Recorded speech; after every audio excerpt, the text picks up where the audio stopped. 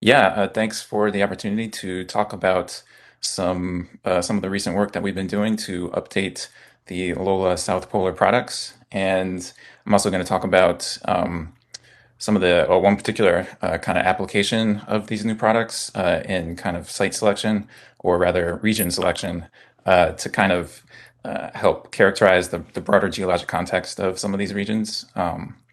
So next slide, please.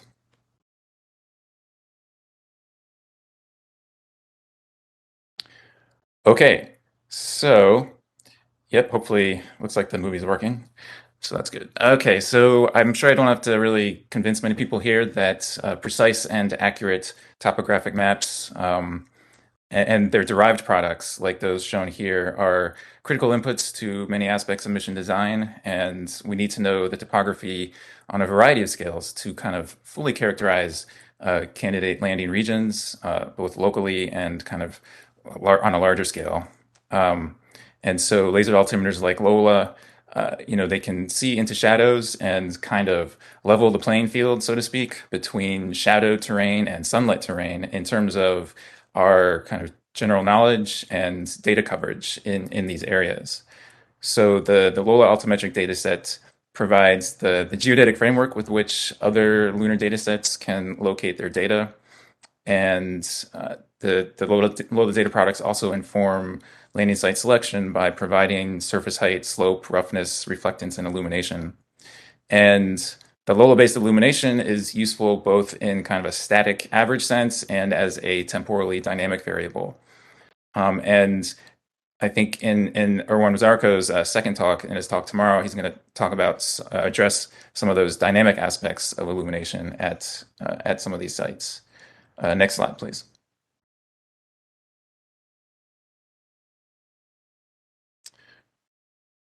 Oh, try it again. Thanks. Okay, so over the last couple of years, we've released new and improved LOLA South Polar DEMS at 5 meter pixel scale for selected sites, as you've previously seen in some of the previous presentations. And so these included the 13 candidate sites and also for the 87 to 90 South Polar Cap region. And these have been available at the Goddard Planetary Geodesy Data Archive. And there's a paper talking about the 5 meter data that's linked on one of those sites that you can read for all the details. Next slide.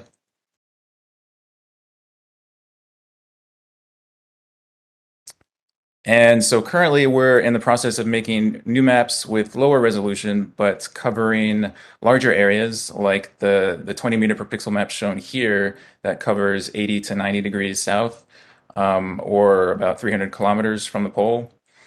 And so the 13 candidate regions are shown there with the white boxes. And this is the area that I'll focus on for most of this talk. Next slide.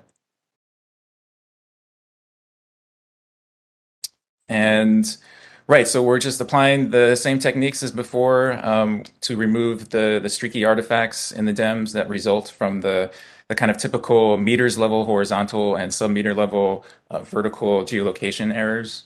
And these new DEMS will be accompanied by a new PSR map as well at 20 meters per pixel. And we are aiming to release these publicly in a couple of months or so, hopefully. We're trying to finish up a paper now. And in this talk, I just want to kind of highlight one application of these new products in particular relevant to kind of site selection and characterization using a data set that's maybe been a little bit overlooked, perhaps. Next slide. So, right, yeah, so the background and motivation really comes largely from this paper, Kreslowski et al., 2013, where they demonstrated the kind of usefulness of LOLA topographic roughness as a probe of surface processes across a range of physical and temporal scales. And so there's a lot of details in the paper. I'm just going to highlight a few most relevant for this talk. In particular, there are roughness rays associated with many, but not all, Copernican albedo rays. And the most prominent ray systems are associated with three large craters, Tycho, Ohm, and Jackson, which are the youngest of their size.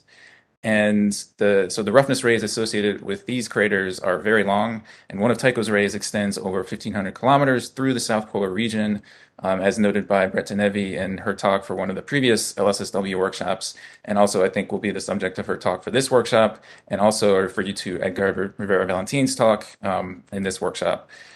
And so also there are some other Copernican age craters that have less pronounced systems of roughness rays. And there are also other shorter and thinner roughness lineaments that are kind of enigmatic. They exist, they don't really have any clear primary crater. And so altogether, these roughness rays and lineaments may be entirely due to secondary craters, but not all clusters of secondaries have a noticeable roughness signature. And so, given the ubiquity of these long ejecta rays, and the implications for sample provenance, it's worth taking a closer look at the South Polar region. Next slide, please. Right. So here are three maps covering minus 60 to minus 90 latitude, and from three independent data sets. We have the LOLA roughness on the left, in the middle, the LOLA near infrared normal albedo, and on the right, the LROC WAC UV reflectance. And if you stare at these long enough on quick map and play around with the contrast and the zoom, you could perhaps start to see some linear or quasi-linear features besides the Tycho ray previously identified, which is labeled with the yellow arrows and the yellow dashed line. And so this is still kind of speculative and subjective at this point, but it seems reasonable to at least hypothesize that there may be multiple rays crossing the region. And so to test that hypothesis, we've made some new roughness maps with the new LOLA data to try to tease out some of these features if possible. Next slide.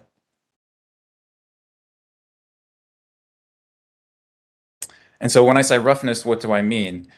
In this work, we compute a local two-dimensional slope detrended roughness by taking the median absolute deviation of surface height for the individual LOLA spots relative to a plane fit over a certain baseline. And this detrending is important because it removes most of the correlation with slope that would otherwise dominate the roughness signature for some other metrics like TRI, the Terrain Ruggedness Index. And we do this for multiple baselines, yielding a roughness map for each baseline. Next slide.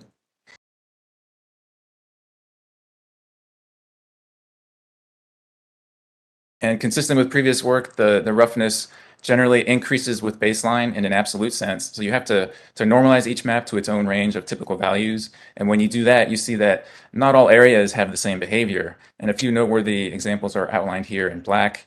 The large craters Amundsen, Dragolsky, and Newton A all have low roughness on 1600 meter baselines, but Amundsen and Newton A are significantly rougher than Dragolsky at the 200 meter baseline.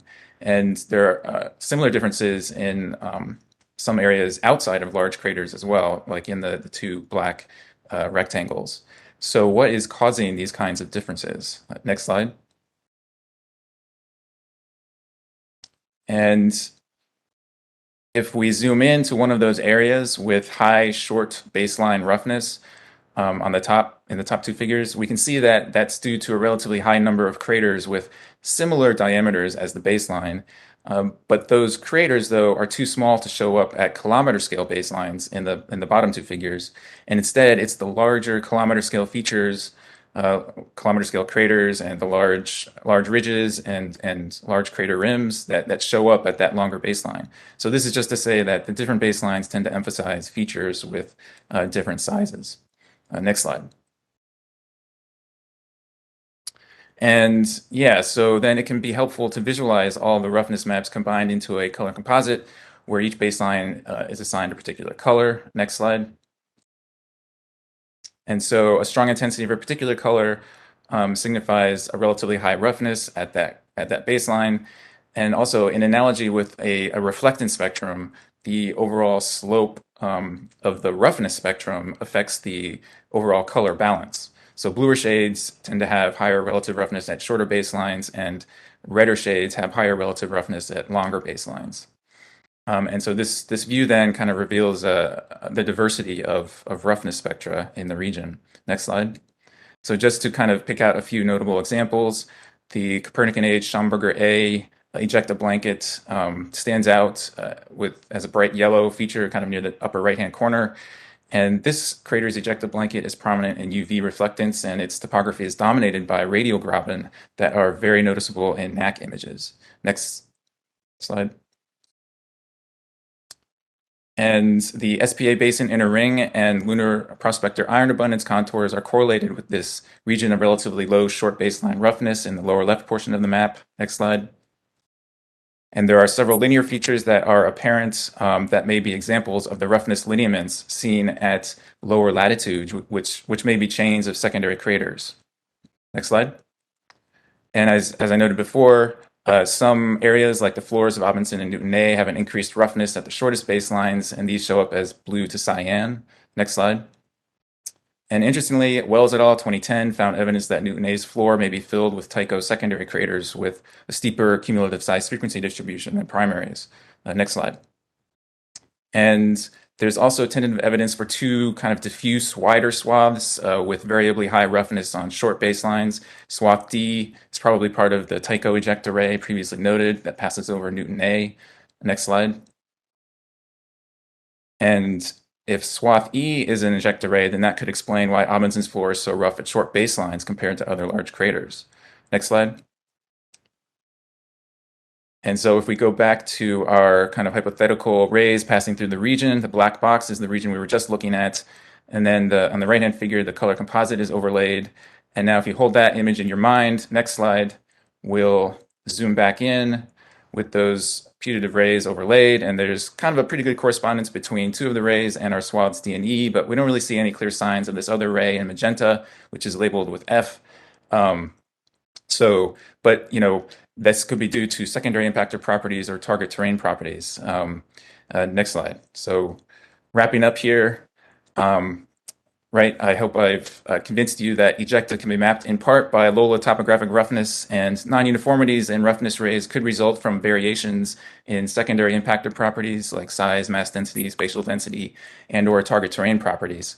In particular, the slope of the terrain leading to rapid downslope transport and surface modification. Next slide is my last slide. And yep, so new LOLA South Polar maps reveal a diversity of terrains characterized by hectometer scale roughness. And yeah, so these roughness maps can be useful for geologic mapping of the region.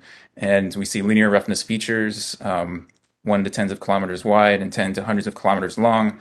And these are correlated with like the Tycho ray and possibly others. And so this just highlights the role that even far away impacts from outside the region have had on shaping the South Polar terrain and possibly some Artemis 3 candidate sites. So ejected distributions should be considered when selecting sites, when interpreting sample provenance and other in situ orbital data. And that's it. Sorry I went over.